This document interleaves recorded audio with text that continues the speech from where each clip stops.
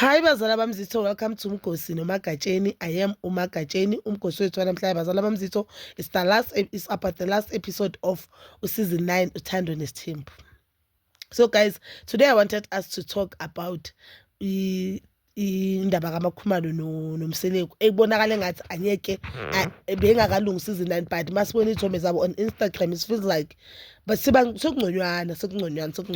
So uMseleku u-invite amakhosikazi wakhe endlini kaMacele, very beautiful house, very big house.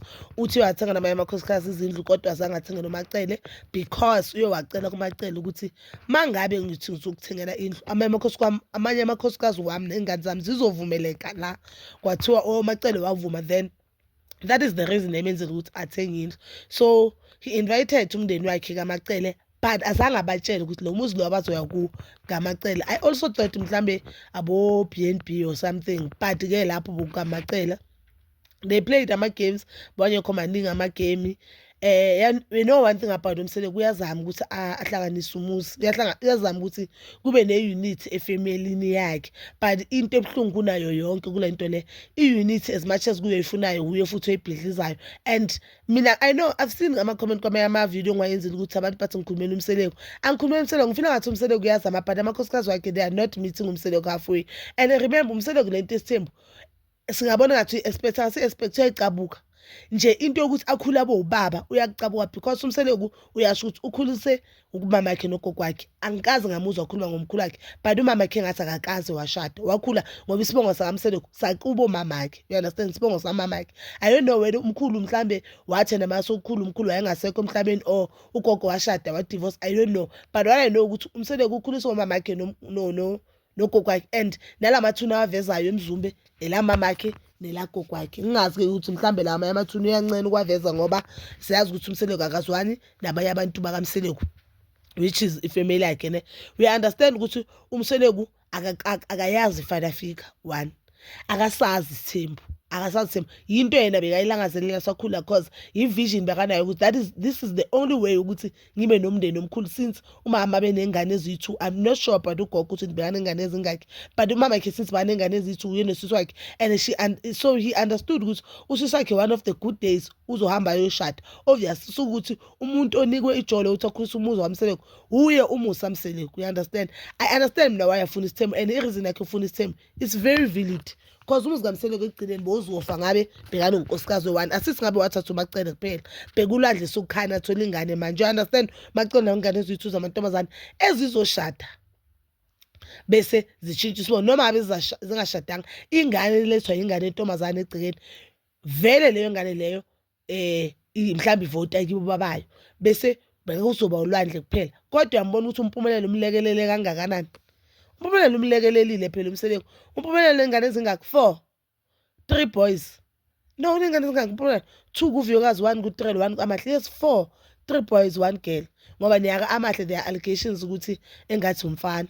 Yabo ukuthi umuzi kaMseleku uyakhula akufani sekaneyihlobo nakubo North West. Umseleku kuneyihlobo kubo Eastern Cape. Uyabona ukuthi isibongo Umseleku ukuthi usikhulisile, but ngifila ngathi amakhosikazi wakhe awammithi halfway.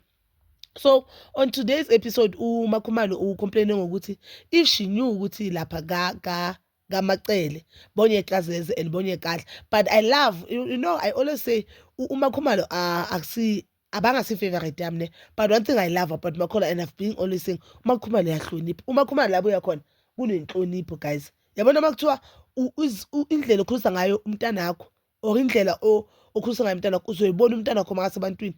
I think abantu bakaMakhumalo lamba bahleli khona bazishaya isifuba ngoba uMakhumalo uyahlonipha. uMakhumalo uyakwazi ukuyibeka ipoint yakhe respectfully, so uthi ipoint yakho niyagadla kodwa ugadla ngenhlonipho. And even naleyo nto engiyisho akayishongo kuMacele ebusweni, kodwa isho kudayari ukuthi if bengazi ukuthi lapha kaMacele bongeke ngiye just because yini isidingo sokuthi ngiye kaMacele angangikhulumisi, ngidla ukudla kaMacele angangikhulumisi, which is une valid point. Ngiyelani kakho wena ungangikhulumisi cause you know deep down ukuthi you don't want me there. And uthe mayini makayiraise ukuthi Umseleku makayeke ukuthi athi yena anyeke aze akathanda amakhosikazi wakhe mawangavakashelani. No, or akathanda amakhosikazi akhe ayenza umcimbi amakhosikazi akhe angavakashelani. or umuntu anga-attend umcimbi loyo muntu loyo, or umuntu anga-invite amanye amakhosikazi wakhe. Umayeni washo wathi ungaforce amakhosikazi wakho komunye unkosikazi wakho, which is the point guys, we are family, we are not friends. Ikhona into uthi uyenza uthi you know what, ngidinga abantu abazongenza happy, and the only people abazongenza happy now it's abangani bami. You understand? And ku-right ngalendlela. I think umsebenzi ngabe mhlambe banganama-siblings amaningi bazo-understanda ngoba ukhona into yokuthi umuntu usisi wami ngiyamthanda, usisi wami ngi-athenda ama-emergency, athenda ama-youth, but khona la khona mangidinga ngithi yabona la ngidinga umuntu engizokhuluma naye ngivule inhliziyo, which is loyo muntu loyo ngebhadi lami mina umngani wami mhlambe anginayo leyo bond nosisi wami. So kungayenzeka nasethembeni because labantu bayifamily akusabangani. Macele ngoba ilento ayiyo wathi umayeni sekashona ukuthi yena kakhe avele bangamforce ngamakhosikazi. No, but lento umayeni bakayisho it's a valid point ukuthi ungasiforce ngamakhosikazi wakho. Njengamanje uzayenza into umayeni lese or umakhumala yethu angabizi umakhwela. Umakhumala nama-reasons wakhe wangabizi umakhwela, and umakhumala akamthandi umakhwela, we can all see ne. So sokumele abize umakhwela just because ufuna ukujabulisa umseleko, and umakhwela makafika lapho umakhumala ngeke asaba right emphefumulweni entweni yakhe yena. I understand, but nje ngifile ngathi the season was very toxic nyana. The episode whereby bengithi ayi mayiphele-ke le season mayiphele, but-ke ayikho any reality show abasinika yona la eSouth Africa ngothando nesithembu. Thando nesithembu is top notch. Thando nesithembu it's top notch. You'll never know what to expect even the next season. You'll never know what to expect even the next episode. Yabona bona they are the best reality show in South Africa, and even nengane zesithembu bona bayasinika into ukuthi sikhulume ngayo, and bayasinika something ukuthi sibukele i-TV. I think i-DStv or uMzansi Magic kumele ibheke indaba ethando nesithembu. I think kumele at least enyakeni idlale kayi-2 or makuphelisa nesithembu ukuze ingane zesithembu mhlawumbe bayenze neyabo omnini-ke labo abancane, ingane ezesithembu 2.0-ke basilekelela.